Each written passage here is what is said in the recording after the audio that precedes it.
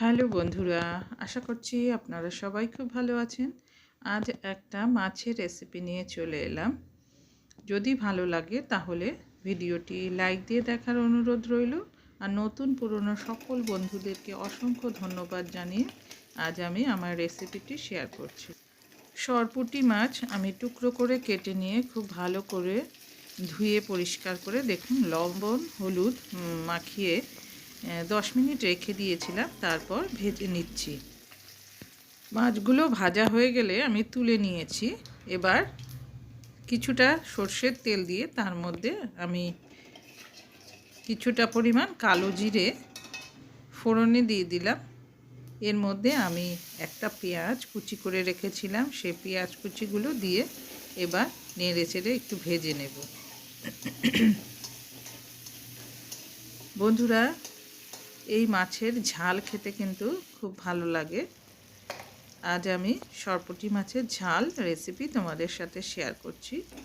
এর মধ্যে পরিমাণ মতো দিয়ে দিলাম নুন আর হলুদ। নুন হলুদ দিয়ে ভালো করে নেড়ে চেড়ে মিনিট খানেক ভেজে নেওয়ার পর একটা টমেটো টুকরো করে কেটে রেখে দিয়েছিলাম, সেই টমেটো দিয়ে দিলাম। টমেটো এবং পেঁয়াজ একসাথে ভালো করে কষিয়ে নেব কিছুটা সময়। 2 টিস্পুন সর্ষে এবং 1 টিস্পুন আমি পোস্ত কাঁচা লঙ্কা নুন দিয়ে বেটে নিয়েছি। পেঁয়াজ টমেটো কিছুটা সময় কষিয়ে নেওয়ার পর আমি বেটে রাখা মশলা সর্ষে পোস্ত মশলা এর মধ্যে দিয়ে দিলাম। ভালো করে এটাকেও কষিয়ে নিতে হবে, পেঁয়াজ টমেটোর সাথে ফ্রাই করে নিতে হবে। মিক্সিং জার ধুয়ে আমি কিছুটা জল এর মধ্যে দিয়ে দিলাম, কেননা মিক্সিং জারে কিন্তু অনেকটাই মশলা লেগে থাকে। সর্ষে পোস্ত দিয়ে এই মাছের ঝাল খেতে কিন্তু বন্ধুরা খুব ভালো লাগে। দেখুন বন্ধুরা, আমি মশলাটা ভালো করে কষিয়ে নিচ্ছি।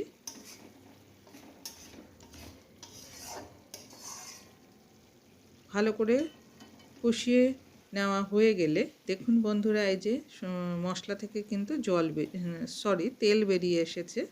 এবার আমি ভেজে রাখা মাছগুলো দিয়ে দিলাম। মাছের টুকরোগুলো আমি কিন্তু একটু কড়া করে ভেজেছি। এই মাছ একটু কড়া করে ভাজলে ভালো লাগে।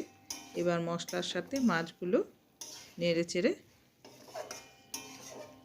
কয়েক সেকেন্ড কষিয়ে নিয়ে তারপর এর মধ্যে আমি পরিমাণ মতো জল দিয়ে দেব।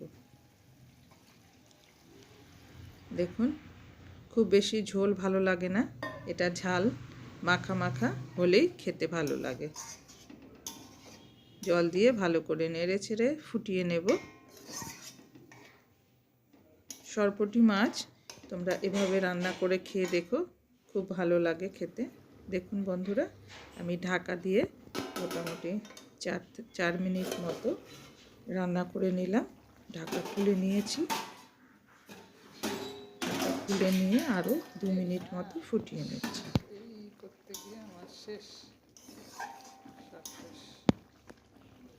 বন্ধুরা, রান্না কিন্তু প্রায় শেষ পর্যায়ে চলে এসেছে।